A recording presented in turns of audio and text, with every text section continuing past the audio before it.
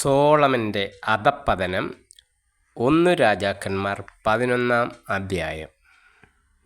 Solomon രാജാവ് അനേകം വിദേശ വനിതകളെ പ്രേമിച്ചു. ഫറവോയുടെ മകളെയും മോവാബ്യർ, അമ്മോന്യർ, ഏദോമ്യർ, സീദോന്യർ, ഹിത്യർ എന്നീ അന്യവംശങ്ങളിൽപ്പെട്ട സ്ത്രീകളെയും ഭാര്യമാരായി സ്വീകരിച്ചു. നിങ്ങൾ അവരുമായി വിവാഹബന്ധത്തിൽ ഏർപ്പെടരുത്, അവർ നിങ്ങളുമായും. അവർ നിങ്ങളുടെ ഹൃദയങ്ങളെ തങ്ങളുടെ ദേവന്മാരിലേക്ക് വശീകരിച്ചു കളയുമെന്ന് അവരെക്കുറിച്ച് കർത്താവ് അരുളിച്ചെയ്തിരുന്നു. സോളമനാകട്ടെ അവരെ ഗാഢമായി പ്രേമിച്ചു. അവനു രാജ്ഞി സ്ഥാനമുള്ള 700 ഭാര്യമാരും 300 ഉപനാരികളുമുണ്ടായിരുന്നു. അവർ അവൻ്റെ ഹൃദയം വ്യതിചലിപ്പിച്ചു. സോളമന് വാർദ്ധക്യമായപ്പോൾ ഭാര്യമാർ അവൻ്റെ ഹൃദയത്തെ അന്യദേവന്മാരിലേക്ക് തിരിച്ചു. പിതാവായ ദാവീദ് ദൈവമായ കർത്താവിനോട് വിശ്വസ്തനായിരുന്നതുപോലെ അവൻ അവിടുത്തോട് പരിപൂർണ വിശ്വസ്തത പാലിച്ചില്ല. സോളമൻ സീദോന്യരുടെ ദേവിയായ അസ്താർത്തയെയും അമ്മോന്യരുടെ മ്ലേച്ഛ വിഗ്രഹമായ മിൽക്കോമിനെയും ആരാധിച്ചു. അങ്ങനെ അവൻ കർത്താവിൻ്റെ മുൻപിൽ അനിഷ്ടം പ്രവർത്തിച്ചു. തൻ്റെ പിതാവായ ദാവീദിനെ പോലെ അവൻ കർത്താവിനെ പൂർണ്ണമായി അനുഗമിച്ചില്ല. അവൻ ജെറുസലേമിന് കിഴക്കുള്ള മലയിൽ മോവാബ്യരുടെ മ്ലേച്ഛ വിഗ്രഹമായ കേമോഷിനും അമ്മോന്യരുടെ മ്ലേച്ഛ വിഗ്രഹമായ മോളക്കിനും പൂജാഗിരികൾ നിർമ്മിച്ചു. തങ്ങളുടെ ദേവന്മാർക്ക് ധൂപാർച്ചന നടത്തുകയും ബലി സമർപ്പിക്കുകയും ചെയ്തിരുന്ന എല്ലാ വിജാതീയ ഭാര്യമാർക്കും വേണ്ടി അവൻ അങ്ങനെ ചെയ്തു. 2 പ്രാവശ്യം പ്രത്യക്ഷനാവുകയും അന്യദേവന്മാരെ സേവിക്കരുതെന്ന് ആജ്ഞാപിക്കുകയും ചെയ്ത ഇസ്രയേലിൻ്റെ ദൈവമായ കർത്താവിൽ നിന്ന് അവൻ അകന്നു പോവുകയും അവിടുത്തെ കൽപ്പനകൾ പാലിക്കാതിരിക്കുകയും ചെയ്തതിനാൽ അവിടുന്ന് അവനോട് കോപിച്ചു. കർത്താവ് സോളമനോട് അരുളിച്ചെയ്തു, നിന്റെ മനസ്സിങ്ങനെ തിരിയുകയും എൻ്റെ ഉടമ്പടിയും ഞാൻ നൽകിയ കൽപ്പനകളും പാലിക്കാതിരിക്കുകയും ചെയ്തതിനാൽ ഞാൻ രാജ്യം നിന്നിൽ നിന്നും പറിച്ചെടുത്ത് നിന്റെ ദാസന് നൽകും. എന്നാൽ നിന്റെ പിതാവായ ദാവീദിനെ ഓർത്ത് നിന്റെ ജീവിതകാലത്ത് ഇത് ഞാൻ ചെയ്യുകയില്ല. നിന്റെ മകൻ്റെ കരങ്ങളിൽ നിന്ന് അത് ഞാൻ വേർപ്പെടുത്തും. രാജ്യം മുഴുവനും എടുത്ത് കളയുകയില്ല. എൻ്റെ ദാസനായ ദാവീദിനെയും ഞാൻ തെരഞ്ഞെടുത്ത ജെറുസലേമിനെയും ഓർത്ത് നിന്റെ പുത്രന് ഒരു ഗോത്രം നൽകും. കർത്താവ് ഏദോമ്യനായ ഹദാദിനെ സോളമനെതിരായി തിരിച്ചുവിട്ടു. അവൻ ഏദോം രാജവംശത്തിൽപ്പെട്ടവനായിരുന്നു. ദാവീദ് ഏദോമിലായിരുന്നപ്പോൾ സേനാനായകൻ യോവാബ് യുദ്ധത്തിൽ കൊല്ലപ്പെട്ടവരെ സംസ്കരിക്കാൻ അങ്ങോട്ട് പോയി. ഏദോംകാരിൽ പുരുഷന്മാരെയെല്ലാം അവൻ വധിച്ചു. ഏദോമിലെ പുരുഷന്മാരെ കൊന്നൊടുക്കുന്നതുവരെ 6 മാസക്കാലം യോവാബും ഇസ്രയേൽക്കാരും അവിടെ താമസിച്ചു.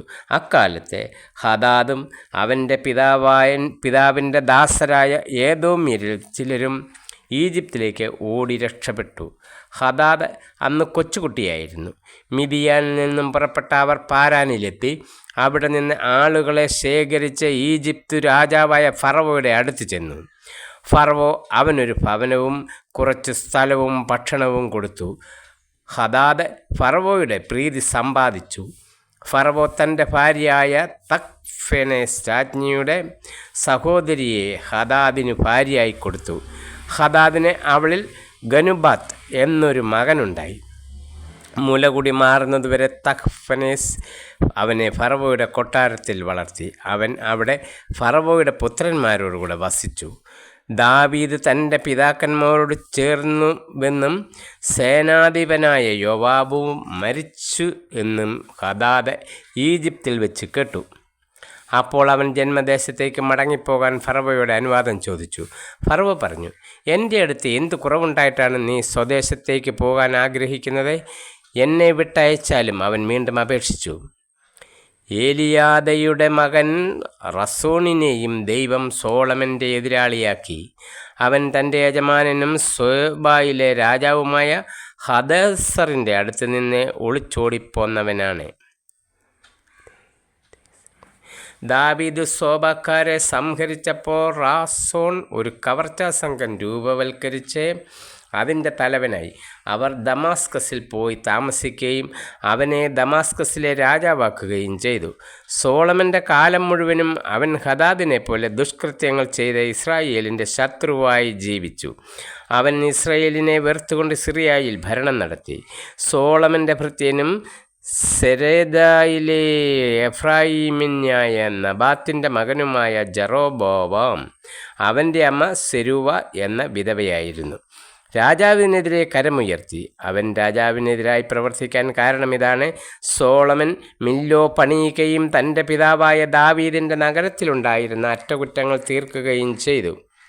ജെറോബോവാം വളരെ കഴിവുള്ളവനായിരുന്നു. പരിശ്രമശാലിയായ അവനെ സോളമൻ ജോസഫിൻ്റെ ഭവനത്തിലെ അടിമവേലയുടെ മേൽനോട്ടക്കാരനാക്കി.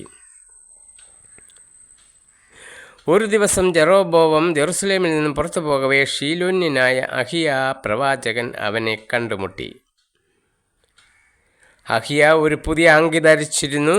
ആ വെളിം പ്രദേശത്ത് അവർ ഇരുവരും മാത്രമേ ഉണ്ടായിരുന്നുള്ളൂ. അഹിയ താൻ ധരിച്ചിരുന്ന പുതിയ അങ്കിയെടുത്ത് 12 കഷ്ണങ്ങളായി കീറി അവൻ ജെറോബോവാമിനോട് പറഞ്ഞു, 10 കഷ്ണം നീ എടുത്തുകൊള്ളുക.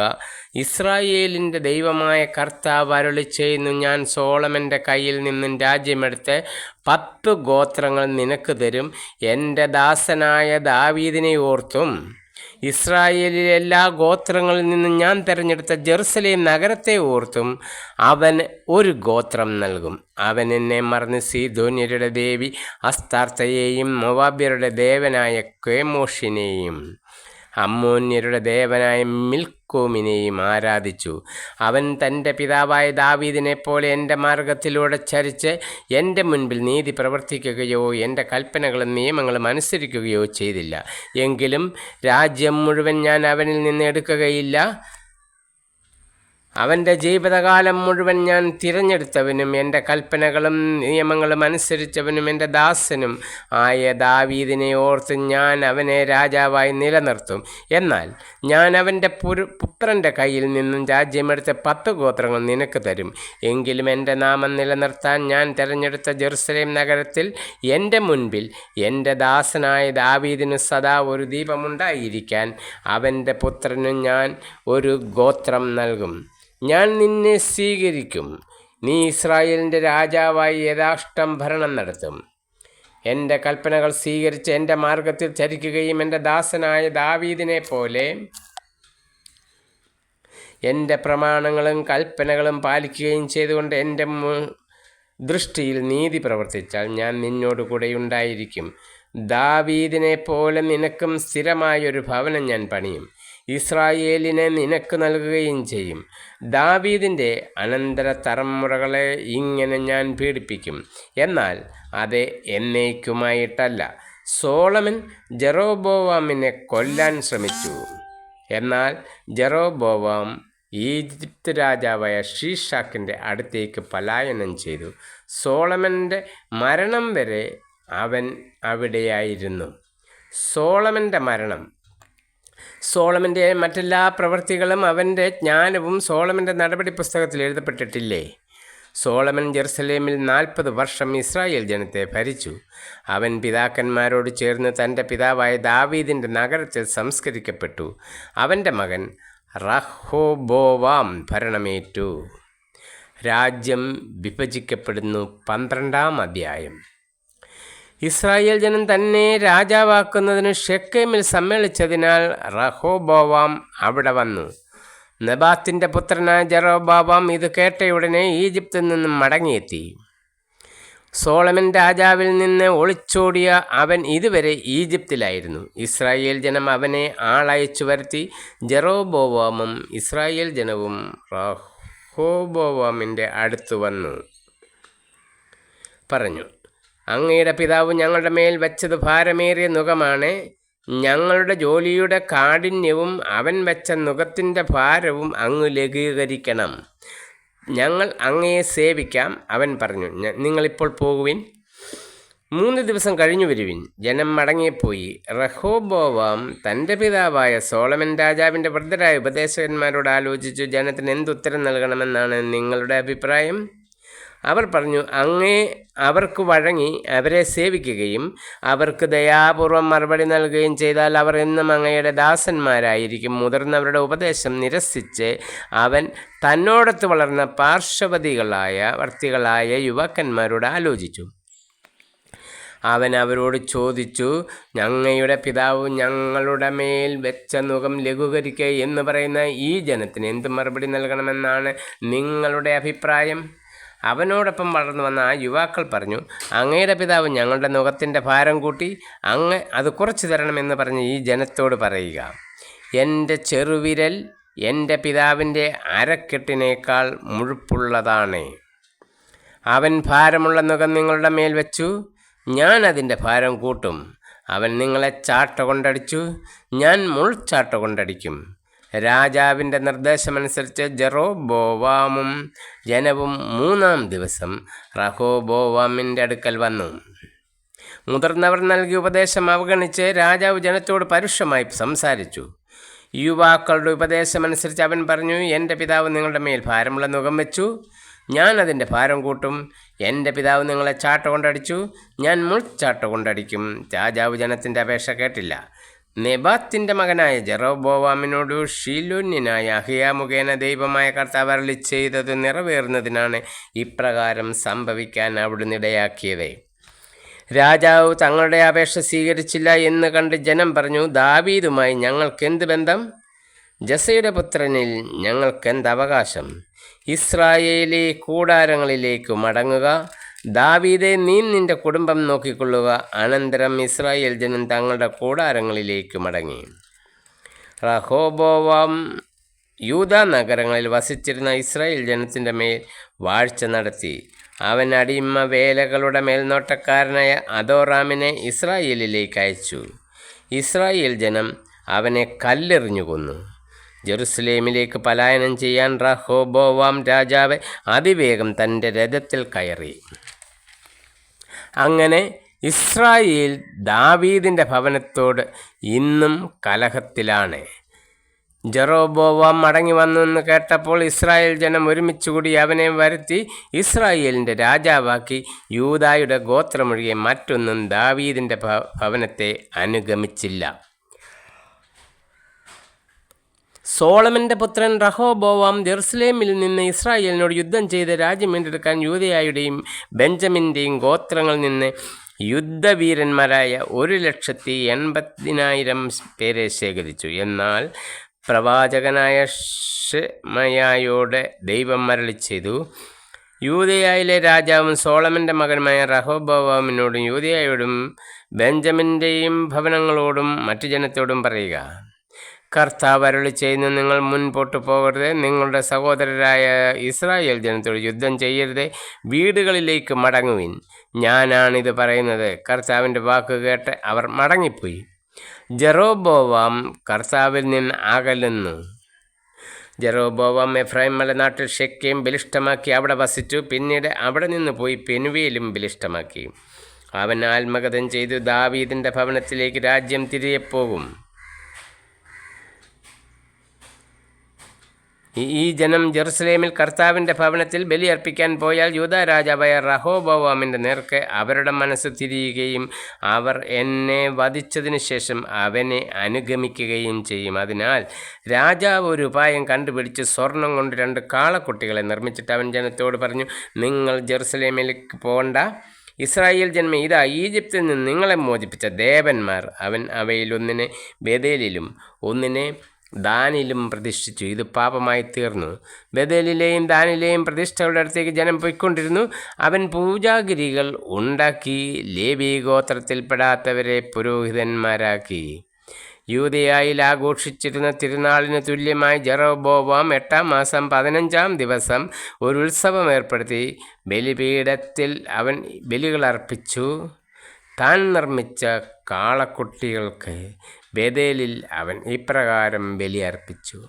പൂജാഗിരികളിൽ നിയമിച്ചിരുന്ന പുരോഹിതന്മാരെ ബേതേലിൽ നിയമിച്ചു.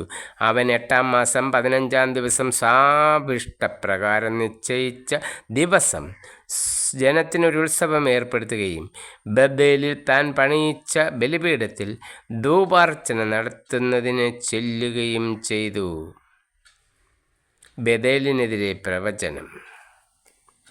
ജെറോബോവാം ധൂപാർപ്പണത്തിന് ബലിപീഠത്തിനരികെ നിൽക്കുമ്പോൾ കർത്താവിൻ്റെ കൽപ്പനയനുസരിച്ച് ഒരു ദൈവപുരുഷൻ യൂദയായിൽ നിന്നും ബഥേലിൽ വന്നു. കർത്താവ് കൽപ്പിച്ചതുപോലെ അവൻ ബലിപീഠത്തെ നോക്കി വിളിച്ചു പറഞ്ഞു, അല്ലയോ ബലിപീഠമേ, കർത്താവ് അരുളി ചെയ്യുന്നു, ദാവീദിൻ്റെ ഭവനത്തിൽ ജോസിയ എന്ന ഒരു പുത്രൻ ജനിക്കും. നിന്റെ മേൽ ധൂപാർപ്പണം നടത്തുന്ന പൂജാഗിരിയിലെ പുരോഹിതന്മാരെ അവൻ നിന്റെ മേൽ വെച്ച് ബലിയർപ്പിക്കും. മനുഷ്യാസ്ഥികൾ നിന്റെ മേൽ ഹോമിക്കും.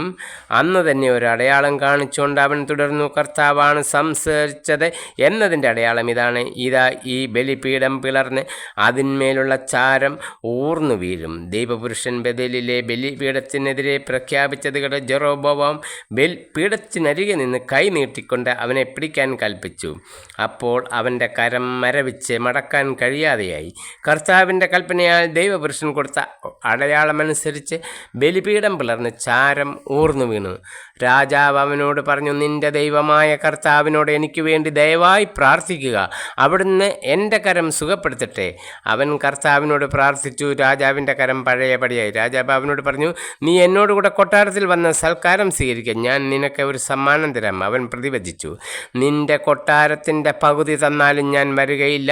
ഇവിടെ വെച്ച് ഞാൻ ഭക്ഷണപാനീയങ്ങൾ കഴിക്കുകയില്ല. ഭക്ഷണപാനീയങ്ങൾ കഴിക്കുകയോ പോയ വഴി മടങ്ങുകയോ ചെയ്യരുത് എന്ന് കർത്താവ് എന്നോട് കൽപ്പിച്ചിട്ടുണ്ട്. അവൻ ബഥേലിൽ നിന്നും വന്ന വഴിയല്ലാതെ മറ്റൊരു വഴിക്ക് മടങ്ങിപ്പോയി. അക്കാലത്ത് ബഥേലിൽ ഒരു വൃദ്ധ പ്രവാചകനുണ്ടായിരുന്നു. അവൻ്റെ പുത്രന്മാർ വന്ന് ദൈവപുരുഷൻ ചെയ്ത കാര്യങ്ങളും രാജാവിനോട് പറഞ്ഞ വിവരങ്ങളും പിതാവിനെ അറിയിച്ചു. അവൻ അവരോട് ചോദിച്ചു, ഏതു വഴിക്കാണ് അവൻ പോയത്? യൂദയായിൽ നിന്നുള്ള ദൈവപുരുഷൻ പോയ വഴി പുത്രന്മാർ അവന് കാട്ടിക്കൊടുത്തു. അവൻ അവരോട് പറഞ്ഞു, നിങ്ങൾ കഴുതയ്ക്ക് ജീനിയിടുവിൻ. അവർ ജീനിയിട്ടു. അവൻ കഴുതപ്പുറത്ത് കയറി ദൈവപുരുഷൻ പോയ വഴിയെ അവൻ തിരിച്ചു. ഒരു ഓക്കുവർഷത്തിൻ്റെ ചുവട്ടിൽ അവൻ ഇരിക്കുന്നത് കണ്ട് ചോദിച്ചു, അങ്ങാണോ യൂദയായിൽ നിന്നും വന്ന ദൈവപുരുഷൻ? ഞാൻ തന്നെ. അവൻ പ്രതിവചിച്ചു, അങ്ങ് എന്നോടൊപ്പം വീട്ടിൽ വന്ന് ഭക്ഷണം കഴിക്കുക എന്ന് അവൻ ദൈവപുരുഷനോട് പറഞ്ഞു. അവൻ പ്രതിവചിച്ചു, എനിക്ക് അങ്ങയോടുകൂടെ വരാനോ വീട്ടിൽ കയറാനോ ഇവിടെ വെച്ച് ഭക്ഷണപാനീയങ്ങൾ കഴിക്കാനോ പാടില്ല. ഭക്ഷണപാനീയങ്ങൾ കഴിക്കുകയോ പോയ വഴി മടങ്ങുകയോ ചെയ്യരുത് എന്ന് കർത്താവിനോട് കൽപ്പിച്ചിട്ടുണ്ട്. വൃദ്ധൻ പറഞ്ഞു, ഞാനും നിന്നെപ്പോലൊരു പ്രവാചകനാണ്. ദൂതൻ വഴി കർത്താവ് എന്നോട് കൽപ്പിച്ചിരിക്കുന്നു, ഭക്ഷണം കഴിക്കാൻ അവനെ നീ വീട്ടിൽ കൊണ്ടുവരിക. അവൻ പറഞ്ഞത് വ്യാജമായിരുന്നു. ദൈവപുരുഷൻ അവനോടൊപ്പം വീട്ടിൽ ചെന്ന് ഭക്ഷണപാനീയങ്ങൾ കഴിച്ചു. അവർ ഭക്ഷണത്തിനിരിക്കുമ്പോൾ ദൈവപുരുഷനെ വിളിച്ചുകൊണ്ടുവന്ന പ്രവാചകന് കർത്താവിൻ്റെ അരുളപ്പാടുണ്ടായി. അവൻ യൂദയായിൽ നിന്നും വന്ന ദൈവപുരുഷനോട് ഉച്ചത്തിൽ പറഞ്ഞു, നീ കർത്താവിൻ്റെ വചനം ശ്രവിച്ചില്ലേ? കർത്താവായ ദൈവം നിന്നോട് കൽപ്പിച്ചതുപോലെ നീ പ്രവർത്തിച്ചതുമില്ല. നീ തിരിച്ചു വരികയും ഭക്ഷണപാനീയങ്ങൾ കഴിക്കരുതെന്ന് അവിടുന്ന് കൽപ്പിച്ചിരുന്ന സ്ഥലത്ത് വെച്ച് നീ ഭക്ഷിക്കുകയും ചെയ്തു. അതുകൊണ്ട് നിന്റെ ജഡം നിന്റെ പിതാക്കന്മാരോടുകൂടെ സംസ്കരിക്കപ്പെടുകയില്ലെന്ന് കർത്താവ് അരുളി ചെയ്യുന്നു. ഭക്ഷണത്തിനു ശേഷം അവൻ താൻ കൂട്ടിക്കൊണ്ടുവന്ന ദൈവപുരുഷനു വേണ്ടി കഴുതയ്ക്ക് ജീനിയിട്ടു. മാർഗമധ്യേ ഒരു സിംഹം എതിരെ വന്ന് അവനെ കൊന്നു. ജഡത്തിനരികെ സിംഹവും കഴുതയും നിന്നു. വഴിപോക്കർ നിരത്തിൽ കിടക്കുന്ന ജഡവും അരികിൽ നിൽക്കുന്ന സിംഹത്തെയും കണ്ടു. അവർ വൃദ്ധ പ്രവാചകൻ വസിക്കുന്ന പട്ടണത്തിൽ ചെന്ന് വിവരമറിയിച്ചു. അവനെ കൂട്ടിക്കൊണ്ടുവന്ന പ്രവാചകൻ ഇത് കേട്ടു പറഞ്ഞു, കർത്താവിൻ്റെ കൽപ്പന ലംഘിച്ച ദൈവപുരുഷൻ തന്നെ അവൻ. കർത്താവ് അരുളിച്ചതുപോലെ അവനെ സിംഹത്തിന് വിട്ടുകൊടുക്കുകയും അത് അവനെ ചിന്തിക്കുകയും ചെയ്തു. അവൻ മക്കളോട് പറഞ്ഞു, കഴുതയ്ക്ക് ജീനിയിടുവിൻ. അവർ അങ്ങനെ ചെയ്തു. അവൻ ചെന്ന് ദൈവപുരുഷൻ്റെ ജഡം വഴിയിൽ കിടക്കുന്നതും അതിനരികെ കഴുതയും സിംഹവും നിൽക്കുന്നതും കണ്ടു. സിംഹം ജഡം ഭക്ഷിക്കുകയോ കഴുതയെ ആക്രമിക്കുകയോ ചെയ്തില്ല. ദുഃഖാചരണത്തിനും സംസ്കാരത്തിനുമായി വൃദ്ധപ്രവാചകൻ ജഡം കഴുതപ്പുറത്ത് വെച്ച പട്ടണത്തിൽ കൊണ്ടുവന്നു. അവൻ തൻ്റെ സ്വന്തം കല്ലറയിൽ അവനെ സംസ്കരിച്ചു. അയ്യോ സഹോദര എന്ന് വിളിച്ചവർ വിലപിച്ചു. അനന്തരം അവൻ പുത്രന്മാരോട് പറഞ്ഞു, ഞാൻ മരിക്കുമ്പോൾ ദൈവപുരുഷനെ അടക്കിയ കല്ലറയിൽ തന്നെ എന്നെയും സംസ്കരിക്കണം. എൻ്റെ അസ്ഥികൾ അവൻ്റെ അസ്ഥികൾക്ക് അരികെ നിക്ഷേപിക്കുക. ബഥേലിലെ ബലിപീഠത്തിനും സമരിയായിലെ പട്ടണങ്ങളിലുമുള്ള പൂജാരികൾക്കും എതിരായി കർത്താവിൻ്റെ കൽപ്പന പോലെ അവൻ പറഞ്ഞ കാര്യങ്ങൾ നിശ്ചയമായും സംഭവിക്കും. ജെറോബോവാം അധർമ്മത്തിൽ നിന്നും പിന്തിരിഞ്ഞില്ല. എല്ലാ ജനവിഭാഗങ്ങളിൽ നിന്നും പൂജാഗിരികളിൽ പുരോഹിതന്മാരെ നിയമിച്ചു. ആഗ്രഹിച്ചവരെയൊക്കെ അവൻ പുരോഹിതന്മാരാക്കി.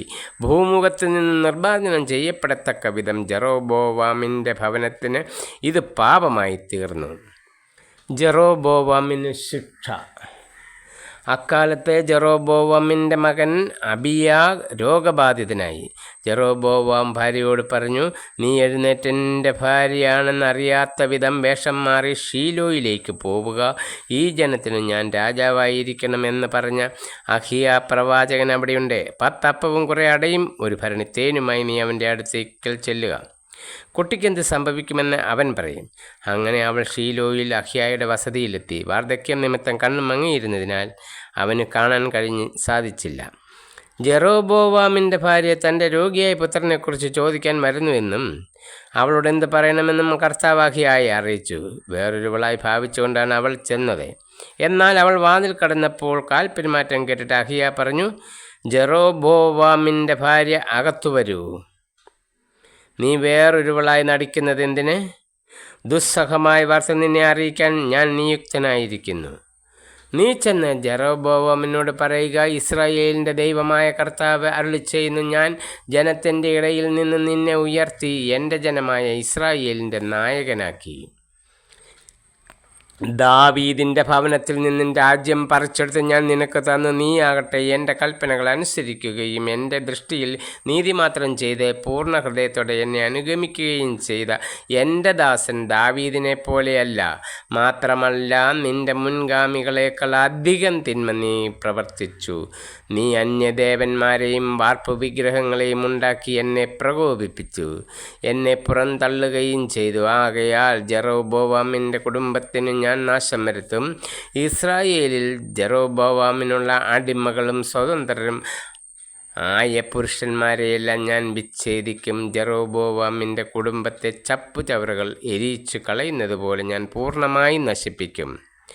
ജെറോബോവാമിൻ്റെ ബന്ധുക്കളിൽ ആരെങ്കിലും പട്ടണത്തിൽ വെച്ച് മരിച്ചാൽ അവരെ നായ്ക്കളും വെളിംപ്രദേശത്ത് വെച്ച് മരിച്ചാൽ ആകാശത്തിലെ പറവകളും ഭക്ഷിക്കും. കർത്താവാണ് ഇതരുളി ചെയ്യുന്നത്. എഴുന്നേറ്റ് വീട്ടിൽ പോവുക. നീ പട്ടണത്തിൽ കാലുകുത്തുമ്പോൾ കുട്ടി മരിക്കും. ഇസ്രായേൽ ജനം ദുഃഖം ആചരിക്കുകയും അവനെ സംസ്കരിക്കുകയും ചെയ്യും. ജെറോബോവാമിൻ്റെ കുടുംബത്തിൽ അവൻ മാത്രമേ കല്ലറയിൽ സംസ്കരിക്കപ്പെടുകയുള്ളൂ. എന്തെന്നാൽ ഇസ്രായേലിൻ്റെ ദൈവമായ കർത്താവ് ജെറോബോവാമിൻ്റെ സന്തതികളിൽ അവനിൽ മാത്രം അല്പം നന്മ കണ്ടിരുന്നു. കർത്താവ് ഇസ്രായേലിൽ ഒരു രാജാവിനെ ഉയർത്തും.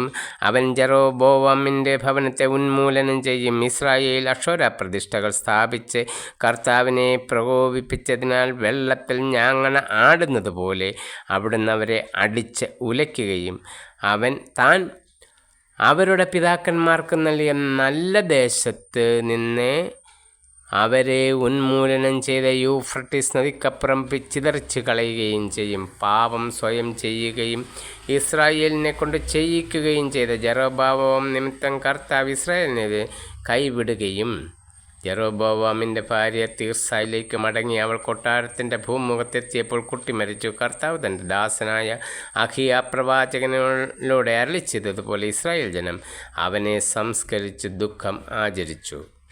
ജെറോബോവാമിൻ്റെ മരണം. ജെറോബോവാമിൻ്റെ യുദ്ധങ്ങളും ഭരണവും ഉൾപ്പെടെയുള്ള മറ്റു വിവരങ്ങൾ ഇസ്രായേൽ രാജാക്കന്മാരുടെ ദിനവൃത്താന്തത്തിൽ രേഖപ്പെടുത്തിയിട്ടുണ്ട്. ജെറോബോവാം 22 വർഷം രാജ്യം ഭരിച്ചു. അവൻ പിതാക്കന്മാരോട് ചേർന്നു.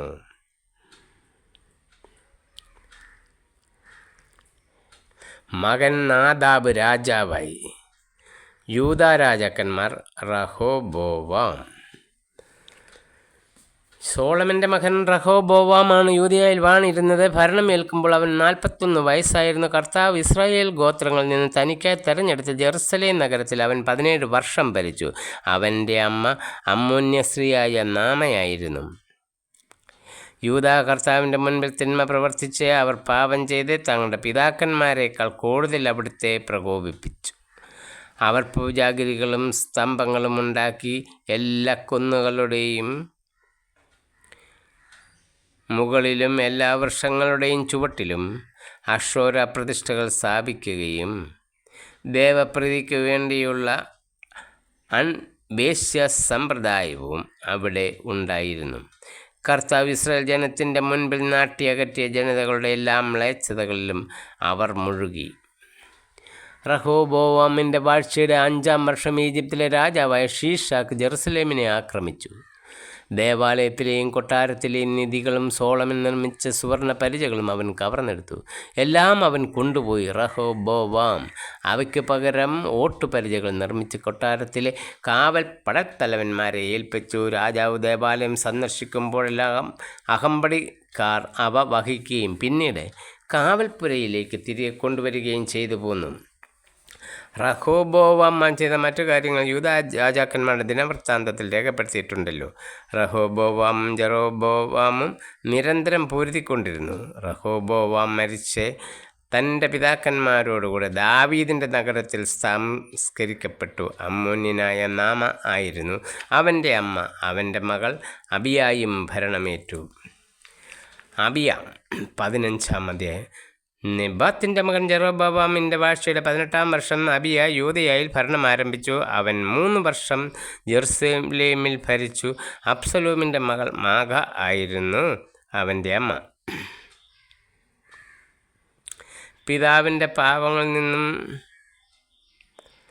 പിതാവിൻ്റെ പാപങ്ങളിൽ അവനും ഏർപ്പെട്ടു. കർത്താവിൻ്റെ സന്നിധിയിൽ വിശ്വസ്തനായി പ്രവർത്തിച്ച പിതാവായ ദാവീദിനെ പോലെ ആയിരുന്നില്ല അവൻ്റെ ഹൃദയം. എങ്കിലും ദാവീദിനെ പ്രതി ദൈവമായ കർത്താവ് അബിയാമിന് കിരീടാവകാശിയായി ഒരു പുത്രനെ നൽകുകയും ജെറുസലേമിനെ സുസ്ഥിരമാക്കുകയും ചെയ്തു. ദാവീദ് ഹിത്യനായ ഊറിയായുടെ കാര്യത്തിലൊഴികെ കർത്താവ് കൽപ്പിച്ച യാതൊന്നിലും നിന്ന് ആയുഷ്കാലത്തൊരിക്കലും വ്യതിചലിക്കാതെ അവിടുത്തെ ദൃഷ്ടിയിൽ നീതി മാത്രം ചെയ്തു. അബിയാം ചെയ്ത മറ്റു കാര്യങ്ങൾ യൂദാ രാജാക്കന്മാരുടെ ദിനവൃത്താന്തത്തിൽ രേഖപ്പെടുത്തിയിട്ടുണ്ടല്ലോ. അബിയാമും ജെറോബോവാമും തമ്മിൽ ജീവിതകാലം മുഴുവൻ യുദ്ധം നടന്നു. അബിയാം പിതാക്കന്മാരോട് ചേരുകയും ദാവീദിൻ്റെ നഗരത്തിൽ സംസ്കരിക്കപ്പെടുകയും ചെയ്തു. അവൻ്റെ മകൻ ആസ ഭരണമേറ്റു. ആസ ഇസ്രായേൽ രാജാവായ ജെറോബോവാമിൻ്റെ വാഴ്ചയുടെ 20-ാം വർഷം ആസ യൂദയായിൽ ഭരണം തുടങ്ങി. അവൻ ജെറുസലേമിൽ 41 കൊല്ലം ഭരിച്ചു. അവൻ്റെ പിതാമഹി അബ്സലോമിൻ്റെ മകൾ മാഖ ആയിരുന്നു. ആസ പിതാവായ ദാവീദിനെ പോലെ കർത്താവിൻ്റെ ദൃഷ്ടിയിൽ നീതിപൂർവം വർത്തിച്ചു. അവൻ നാട്ടിൽ നിന്നും ദേവപ്രതിക്കായുള്ള വേശ്യ സമ്പ്രദായം ഉച്ചാടനം ചെയ്തു. പിതാക്കന്മാർ നിർമ്മിച്ച എല്ലാ വിഗ്രഹങ്ങളും നിർമ്മാർജ്ജനം ചെയ്തു. പിതാമഹിയായ മാഖ അക്ഷയരായിക്കും മ്ലേച്ഛ വിഗ്രഹം നിർമ്മിച്ചതിനാൽ അവൻ അവളെ അമ്മറാണിയുടെ പദവിയിൽ നിന്ന് നീക്കി വിഗ്രഹം തർത്തെ കിദ്രോൻ അരുവിക്കരയിൽ ദഹിപ്പിച്ചു. എന്നാൽ അവൻ പൂജാഗിരികൾ നശിപ്പിച്ചില്ല. എങ്കിലും ജീവിതകാലം മുഴുവൻ ആസായുടെ ഹൃദയം കർത്താവിനോട് വിശ്വസ്തത പുലർത്തി. താനും തൻ്റെ പിതാവും കാഴ്ചയർപ്പിച്ച സ്വർണവും വെള്ളിയും പാത്രങ്ങളും അവൻ കർത്താവിൻ്റെ ആലയത്തിൽ കൊണ്ടുവന്നു. ആസായും ഇസ്രായേൽ രാജാവായ ബാഷായും തമ്മിൽ നിരന്തരം യുദ്ധം നടന്നു. ഇസ്രായേൽ രാജാവായ ബാഷ യൂദായ്ക്കെതിരെ പുറപ്പെട്ടു. യൂദ രാജാവായ ആസായുമായി ബന്ധം ഉണ്ടാകാതിരിക്കാൻ റാമ നിർമ്മിച്ചു. ആസ ദേവാലയത്തിലെയും കൊട്ടാരത്തിലെയും ഭണ്ഡാരത്തിൽ ശേഷിച്ചിരുന്ന സ്വർണവും വെള്ളിയും ദമാസ്കസിൽ വസിച്ചിരുന്ന ഹെസിയോനിൻ്റെ പൗത്രനും തമ്രിമോനിൻ്റെ മകനുമായ ബൻഹദാദ് എന്ന സിറിയൻ രാജാവിന് കൊടുത്തയച്ചു കൊണ്ട് പറഞ്ഞു, നമ്മുടെ പിതാക്കന്മാർ തമ്മിലുണ്ടായിരുന്നത് പോലെ നമുക്കും സഖ്യം ചെയ്യാം. ഞാനിതാ സ്വർണവും വെള്ളിയും സമ്മാനമായി അയക്കുന്നു. ഇസ്രായേൽ രാജാവായ ബാഷ എൻ്റെ രാജ്യത്തിൽ നിന്നും പിന്മാറുന്നതിന് അവനുമായുള്ള സഖ്യം വിച്ഛേദിക്കുക. ആസ രാജാവിൻ്റെ അഭ്യർത്ഥന സ്വീകരിച്ച് ബൻഹദാദ് സേനാധിപന്മാരെ ഇസ്രായേൽ നഗരങ്ങൾക്കെതിരെ അയച്ചു. അവർ നഫ്താലി ദേശത്തോടൊപ്പം ഈയോൻ, ദാൻ, ആബേൽ, ബത്മക്കാം, കിന്നറോത്ത് എന്നിവ കീഴടക്കി. ഇതറിഞ്ഞ് ബാഷ റാമായിയുടെ നിർമ്മാണം നിർത്തിവെച്ച് തിർസായിൽ തന്നെ താമസിച്ചു. ആസ രാജാവ് ഒരു വിളംബരം മൂലം യൂദാ നിവാസികളെ വിളിച്ചുകൂട്ടി. ആരെയും ഒഴിവാക്കിയില്ല. റാമ പണിയാൻ ബാഷ സംഭരിച്ചിരുന്ന കല്ലും മരവും അവർ എടുത്തുകൊണ്ടുവന്നു. ആസ രാജാവ് ഇവ കൊണ്ട് ബെഞ്ചമിനിലെ ഗേബായും മിസ്പോയും നിർമ്മിച്ചു.